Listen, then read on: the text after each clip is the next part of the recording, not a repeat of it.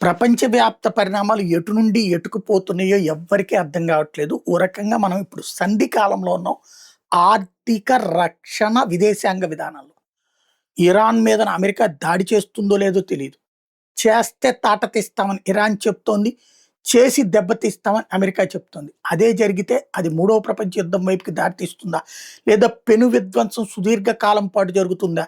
అక్కడ జరిగితే అప్పుడు మలక్కా జలసంధి లాంటి చోటన చిక్కుకుపోయే షిప్పుల సాక్షిగా యుద్ధం జరుగుతున్నప్పుడు సరుకు రవాణా ఆగిపోతుంది. దాని ప్రభావం అనేక జీవితాల మీద, ప్రపంచపు గమనం మీద మారిపోతుంది. అది ఒక పక్కన టెన్షన్ ఎదురవుతుంటే, రెండో వైపున డాలర్ విలువ పడిపోవడం ఒక ఎత్తు, రూపాయి విలువ పడిపోవడం ఒక ఎత్తు, జపాన్‌కి సంబంధించినటువంటి యెన్ విలువ పడిపోతుంటే విదేశీ మారక ద్రవ్యాలు అమ్మి మరి పెంచుకొస్తుండడం ఇంకొక ఎత్తు, క్రిప్టో భారీగా దెబ్బతిన్నది.